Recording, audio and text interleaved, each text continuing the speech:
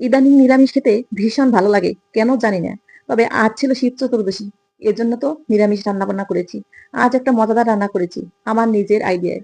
ঘরে থাকা অল্প কিছু উপকরণ দিয়েই তৈরি করব আজকে ভেজ বিরিয়ানি। এর জন্য আমি চুলায় প্যান বসিয়ে দিয়েছি। প্যান গরম হয়ে গেলে দিয়ে দিয়েছি সাদা তেল। এরপরে দিয়েছি গোটা মশলা, এখানে আছে এলাচ, দারুচিনি, তেজপাতা, শুকনো লঙ্কা, কাঁচা লঙ্কা আর হচ্ছে জিরে। এরপরে দিয়ে দিলাম সয়াবিন। সয়াবিন গুলো কিন্তু আমি গরম জলে ভালো করে ভিজিয়ে ধুয়ে নিয়েছি। সয়াবিন গুলো যখন ভালো করে ভাজা হয়ে গেছে, এর মাঝখানে একটু ফাঁকা করে দিয়ে দিলাম কাজু বাদাম, চীনা বাদাম, কিশমিশ। এগুলো দিয়ে ভালো করে ভেজে এখন দিয়ে দিচ্ছি সবজিগুলো। আর সবজিগুলো দেওয়ার পর ঘি দিয়ে দিলাম। ঘি দিয়ে ভালো করে সবজি আর সয়াবিন একসঙ্গে ভালো করে ভেজে নিয়েছি।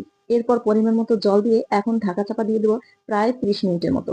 আর হ্যাঁ, আমি কিন্তু ঘরেই তৈরি করেছিলাম বিরিয়ানি মশলা, সেটাও দিয়েছিলাম, স্কিপ হয়ে গেছে। এই তো 30 মিনিট পর এই দেখো, আমার রান্না কিন্তু একদম কমপ্লিট।